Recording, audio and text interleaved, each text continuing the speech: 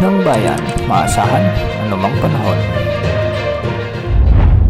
Magandang araw po sa ating lahat. Narito na ang update sa lagi ng panahon. Ngayong araw ng Martes, October 1, 2024. Lumakas pa si Bagyong Julian habang papalayo sa ating bansa at ngayon ay isa ng ganap na super typhoon. Huling namataan ang sentro ng mata ni Bagyong Julian sa layong 205 kilometers kanluran ng Itbayat, Batanes. Taglay pa rin nito ang napakalakas na hangin na umaabot sa 185 kilometers per hour malapit sa gitna at pagbugso namang umaabot sa 230 kilometers per hour.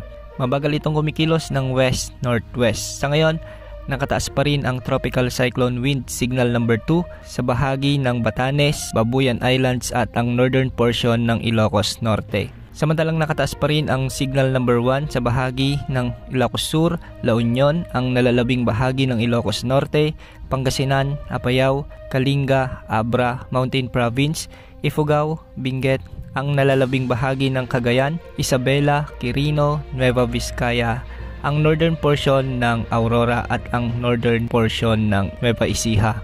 Ayon sa forecast track ng Pag-asa, posibleng lumabas ito ng pansamantala sa ating area of responsibility, ngunit posible pa rin itong pumasok muli sa ating PAR sa mga susunod na oras. Tinutumbok nito ngayon ang southern Taiwan at sa mga susunod na araw ay kikilos ito ng hilagang silangan hanggang sa makalabas na ito ng ating area of responsibility sa araw ng Biyernes. Sa ngayon makikita sa ating satellite animations na marami pa ring makakapal na kaulapan sa bahagi ng Ilocos Region, ang ilang bahagi ng Cordillera Administrative Region at ang Cagayan Valley.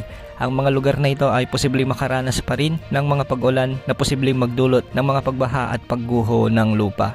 Makakaranas rin ang mga lugar na nasa ilalim ng tropical cyclone wind signals ng mga pabugso-bugsong hangin dulot pa rin ni Super Typhoon Julian. Samantala sa Central Luzon, Metro Manila, ay makakaranas naman ng bahagyang maulap na kalangitan na may mga kalat-kalat na pag-ulan. Sa Calabarzon, Mimaropa at Bicol Region, asahan naman ang mga pag-ulan dulot ng mga localized thunderstorms. Samantala sa Western Visayas, Negros Island Region, sa may central at eastern portion ng Visayas, magiging bahagyang maulap hanggang sa maulap rin ang mga kalangitan na may mga kalat-kalat na pag-ulan, dulot naman ito ng mga localized thunderstorms. Samantala sa Mindanao, may mga pag-ulan ngayong umaga sa bahagi ng Zamboanga Peninsula at Northern Mindanao.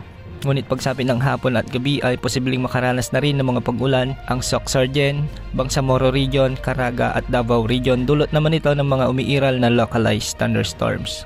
Sa ngayon ay may nakataas na gale warning sa northern at western seaboards ng Northern Luzon, kaya pinag-iingat po natin ang ating mga kababayang mga isda o ngayon ay hindi pinahihintulutang pumalaot dahil sa malalakas na pag-alon. Ayon sa Pag-asa, posible pang lumakas si Bagyong Julian at isa na itong maituturing na isa sa mga pinakamalalakas na bagyong nabuo ngayong 2024. Yan ang update sa lagi ng panahon. Ito po ang weather update ng bayan, maasahan anumang panahon.